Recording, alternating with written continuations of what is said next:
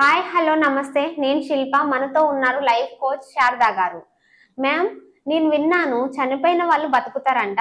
నాకు తెలిసిన వాళ్ళు కూడా అన్నారు. నిజమేనా? చనిపోయిన వాళ్ళు బతకడం సాధ్యమేనా? చాలా వరకు జరుగుతుందని అంటుంటారు నాన్న. ఇది నిజ జీవితంలో జరిగిందా లేదా అనేది నేను ఇప్పటి వరకు అయితే చూడలేదు. నేను చెప్పడం అయితే విన్నాను. ఇది ఒక గ్రామం ఉంది. ఆ గ్రామము కడప డిస్టిక్లో ఉంది. ఆ కడప డిస్టిక్లో ఇది వాస్తవంగా జరిగింది. ఇప్పటికి వెళ్ళి మనం వాళ్ళ వంశీకులు కూడా ఉన్నారు, అడిగి కూడా తెలుసుకోవచ్చు. ఎలా అంటే ఒక ఊర్లో ఆ పోతులూరి వీర బ్రహ్మం గారని ఉంటారు కదా. ఆయన బతుకున్న రోజుల్లో ఒకరోజు ఊరూరు తిరిగి ఆయన వస్తున్నారు. బాగా ఆకలేసింది బ్రహ్మం గారికి. పోతులూరి వీర బ్రహ్మం గారు కడప డిస్టిక్లో చాలా ఫేమస్.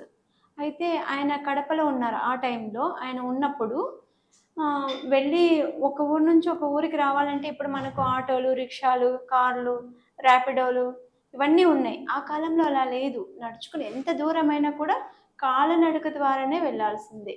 అలా కాలనడక నుంచి ఒక ఊరు నుంచి ఒక ఊరికి వెళ్ళాలంటే ఆల్మోస్ట్ 2 రోజులు పట్టేది, 3 రోజులు పట్టేది. అలా వస్తూ ఉన్నారంట. వస్తూ ఉంటే ఆయనకి చాలా విపరీతంగా ఆకలేసింది. ఆకలేస్తే ఆయన శిష్యునికి ఒకరికి చెప్పారు, నాకు ఈరోజు ఎలాగైనా చేసి ఏదో ఒక ఆహారాన్ని ఇవ్వు, నా ప్రాణం పోయేలాగా ఉంది. నా ప్రాణం నిలవాలి అంటే నాకు కడుపులో ఆహారం పడాలి. నేను 3 రోజుల నుంచి కంటిన్యూగా నడుస్తూనే ఉన్నాను అని శిష్యుని కంటే, ఎవరు ఉంటారు స్వామి, ఇప్పుడు 2 అయింది టైము, అర్ధరాత్రి 2 గంటలు దాటింది, ఈ టైంలో ఎవరు ఉంటారు మీకు భోజనం తీసుకురావటానికి అంటే, ఎవరైనా ఉంటారు అని అంటే, ఎవరింటికి వెళ్ళమంటారు అని చెప్తే, ఎవరింట్లో అయితే దీపం పెట్టుంటారో ఆ ఇంటికి వెళ్ళి అడుగు, వాళ్ళు ఎవరైనా సరే పెడతారు భోజనము అని అన్నారన్నమాట. అంటే దీపం పెట్టే వాళ్ళు ఎప్పుడు ధర్మబద్ధంగా ఎవరైనా వస్తే సహాయం చేసే గుణాన్ని కలిగి ఉంటారు కదా అనే ఉద్దేశంతో చెప్పారన్నమాట. ఆయన బాగా ఆకలేస్తుంది, చెట్టు దగ్గర కూర్చున్నాడు. అంత ఊరంతా లైట్ ఆఫ్ చేసేసి, ఇప్పుడంటే లైట్స్ ఉన్నాయి, అప్పుడు లైట్స్ లేవు. దీపం ప్రమిదలో ఇల్లు చూసుకునేవాళ్ళు. అలా చూసుకుంటుంటే ఏ ఇంట్లో కూడా ఒక దీప ప్రమిద కూడా వెలగట్లేదు. అలా ఊరంతా తిరిగి తిరిగి వెళ్తున్నారు. స్వామేమో ఎవరింట్లో దీపం ఉంటే వాళ్ళ ఇంట్లో నుంచే తీసుకురమ్మని చెప్పారు. అంటే పోతులూరి వీరబ్రహ్మం గారంటే ఆయన అంత ఆషామాషిగా చెప్పరు. ఆయన చెప్పారంటే ఏదో ఒక కారణం ఉంది అనుకొని ఆ శిష్యుడు ఏం చేశాడు, వెళ్ళి ఇల్లు వెతికాడు. వెతుకుతుంటేనే అర్ధరాత్రి గడిచిపోయింది. ఒక ఇంట్లో మాత్రం దీపం కనిపించింది. దీపం కనిపించింది కదా అని ఆ ఇంట్లో వెళ్ళి అడిగాడు. అడిగితే ఆ ఇంటి సంతానం ఒకరు చనిపోయి ఉన్నారు. చనిపోయి ఉంటే ఏడుస్తున్నారు, బాధపడుతున్నారు, తల దగ్గర దీపం పెట్టుకొని ఏడుస్తున్నారు. ఆ ఇంట్లో చనిపోయిన అబ్బాయి యొక్క తల భాగంలో దీపం పెట్టుకొని ఏడుస్తున్నారన్నమాట. ఏడుస్తుంటే నా గురువు చెప్పారు, ఏ ఇంట్లో దీపం ఉంటే ఆ ఇంట్లో వెళ్ళి అడుగుమన్నారు. అంటే మనం యాక్చువల్గా ఎవరైనా చనిపోయామంటే వాళ్ళ ఇంటికి వెళ్ళి అడిగితే, అరే ఇదేం రా చనిపోయిన ఇంటికి కూడా అడుగుతున్నారని మనం క్యాజువల్గా అనుకుంటాం. కానీ ఆ శిష్యుడు అవన్నీ ఏం పట్టించుకోలేదు. నా గురువు చెప్పాడు, నేను చెయ్యాలి అంతే అనుకున్నాడు. అమ్మా, ఇలా గురువు గారికి ఆకలేస్తుంది, ఏదైనా ఉంటే పెట్టండి అంటే, ఆ తల్లి అంత దుఃఖంలో ఉన్నా కూడా లేచి వంటింట్లోకి వెళ్ళి వెతుకుతుంది. వెతికితే ఎప్పుడో చనిపోయాడు బాబు, ఏం వండింటుంది పాపం, ఏం వండిండదు కదా, ఎప్పుడో వండినది కొంచెం సద్దన్నం, వరికూడు ఉంటుంది కదా. ఇప్పుడంటే మనము రైస్, బిర్యానీలు తింటున్నాం. అప్పుడులో వరికూడు మాత్రమే వండేవాళ్ళంట. ఆ వరికూడుని తీసుకొచ్చి మజ్జిగ ఉంటే 2 కలిపి ఇచ్చిందంట. అంత దుఃఖంలో కూడా ఆ మహాతల్లి లేచి ఆ వరికూడుని మజ్జిగని అతనికి ఇస్తే, అతను తీసుకెళ్ళి పోతులూరి వీరబ్రహ్మం గారికి పెడితే అది తిని, ఏ తల్లి వండిందిరా, ఈ కడుపు ఇంత చల్లగా ఉంది, ఇంత రుచిగా ఉంది, ఆకలి మీద ఏది తిన్నా సంతోషం అనిపిస్తుంది కదా, హాయి అనిపిస్తుంది కదా. అలా అనుకుంటే, గురువుగారు మీకు తింటే హాయి అనిపించింది, కానీ ఆ పెట్టిన తల్లి చాలా దుఃఖంలో ఉంది గురువుగారు అంటే, ఏమి రా దుఃఖము, ఎందుకు రా వచ్చింది దుఃఖము అని అంటే, వాళ్ళ అబ్బాయి చనిపోయి ఉన్నారు, ఆయన చనిపోయినా కూడా ఆ మహాతల్లి లేచి సంతోషంగా మీకు ఉన్నది వెతికి ఇచ్చింది అంటే, అందుకే కదరా నేను చెప్పాను, ఏ ఇంట్లో దీపం ఉందో ఆ ఇంటికి వెళ్ళి తీసుకొని రమ్మని చెప్పాను అని చెప్పాడంట. అని అలా చెప్పేసి వచ్చేటప్పటికి ఆ చనిపోయిన అబ్బాయి లేచి కూర్చున్నాడంట. కూర్చుని అమ్మతో మాట్లాడుతున్నాడంట. అమ్మ, నన్ను ఎందుకు పడుకోబెట్టారు, ఎందుకు దీపం పెట్టారు, ఇవన్నీ ఎందుకు చేస్తారు, నేను మంచిగా ఉన్నాను కదా అని అంటుంటే ఆమెకు ఆశ్చర్యం అనిపించింది. ఆశ్చర్యం అనిపించి ఇది ఎలా జరిగింది అద్భుతం అని అంటే, ఆ శిష్యుడు మళ్ళీ వచ్చాడు.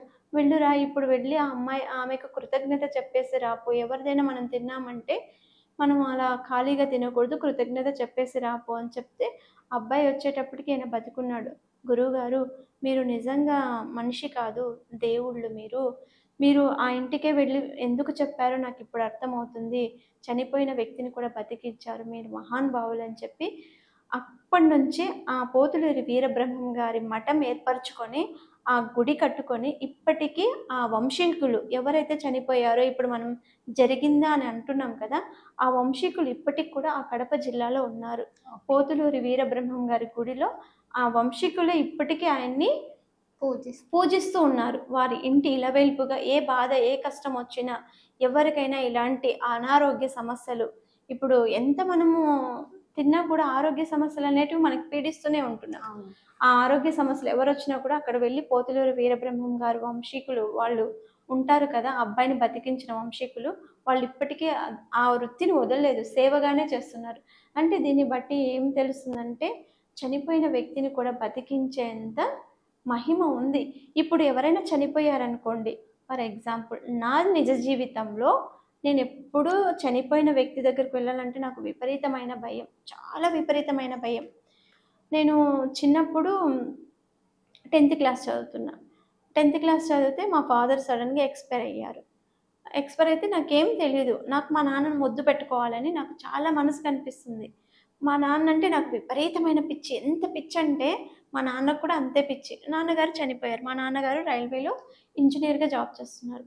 బెంగళూరు నుంచి కృష్ణరాజపురం నుంచి మా సొంత ఊరికి మా నాన్నని తీసుకొస్తున్నారు. మా ఫాదర్ గవర్నమెంట్ ఇంజనీర్ అయిపోవడంతో గవర్నమెంట్ వెహికల్స్ 4 వెహికల్స్ ఇచ్చారు.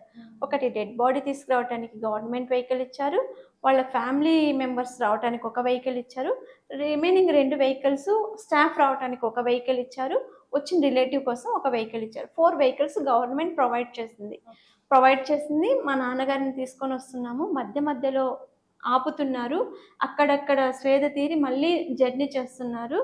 ఇంటికి తీసుకొని వచ్చారు. తీసుకొచ్చిన తర్వాత కార్యక్రమం చేయాలని చెప్పి తీసుకెళ్తున్నారు. మా పొలంలోకి నాన్నగారిని తీసుకెళ్తున్నారు. అక్కడక్కడ ఆపుతున్నారు, చెవిలో ఏదో చెప్తున్నారు, అక్కడక్కడ ఆపుతున్నారు, చెవిలో ఏదో చెప్తున్నారు.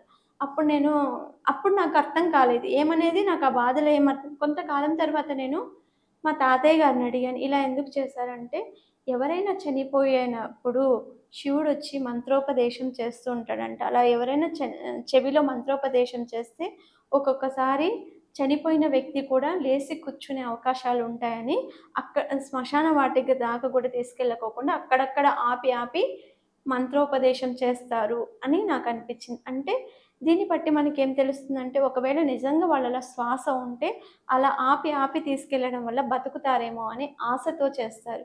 అది నిజమైనప్పుడు ఇది కూడా నిజమే అవుతుంది కదా. అప్పుడు నేను నమ్మానన్నమాట, నిజమేనేమో ఇవన్నీ సృష్టించారంటే ఇవి లేనిది మన హిస్టరీలో ఇవి లేనిది ఏవి కొత్తగా క్రియేట్ చేయరు. పూర్వీకులన్నీ చేసినవే మనకి చెప్తున్నారు. ఇవి నవ్వేడేస్ ఇవి నమ్ముతున్నారు, నమ్మట్లేదు, కానీ నిజం అది ఉంది. చనిపోయిన వాళ్ళని బతికించే శక్తులు కూడా ఉండొచ్చు మేబీ. ఇలాంటి ఏవైనా పర్సనల్ అపాయింట్మెంట్స్ కావాలంటే మనం ఖచ్చితంగా కాంటాక్ట్ అవ్వచ్చు. వాళ్ళకి ఎలాంటి డౌట్ ఉన్నా, వైవాహిక సంబంధమైన డౌట్స్ ఉన్నా కానీ, మ్యారేజెస్లో ఒడిదుడుకులు ఏవైనా జరుగుతున్నా కానీ, లేకపోతే ఎడ్యుకేషన్కి సంబంధించిన కానీ, హెల్త్కి సంబంధించిన కానీ ఎటువంటి ప్రాబ్లమ్స్ ఉన్నా కూడా మనల్ని కాంటాక్ట్ అవుతే వాళ్ళని పర్సనల్ కేర్ కింద తీసుకుంటాము. దానికోసం వివరాలు తెలుసుకోవాలంటే కింద స్క్రోల్ అవుతున్న నంబర్కి అయితే కాల్ చేశారనుకోండి, మనం పర్సనల్ అపాయింట్మెంట్ కూడా వాళ్ళకి ప్రొవైడ్ చేస్తాం. చూశారు కదండి, మేడం గారు చెప్పినట్టు నిజ జీవితంలో నిజ సంఘటనలు చూసారు. మీ లైఫ్లో కూడా చూసే ఉంటారు చనిపోయిన వాళ్ళు బతకడం. మీరు ఎక్కడైనా విన్నా కానీ చూసినా కానీ కామెంట్ బాక్స్లో కామెంట్ చేయండి. అలానే మేడంది పర్సనల్ అపాయింట్మెంట్ కావాలంటే కింద నెంబర్ స్క్రోల్ అవుతూ ఉంటుంది, ఆ నెంబర్కి కాల్ చేయండి. Thank you ma'am.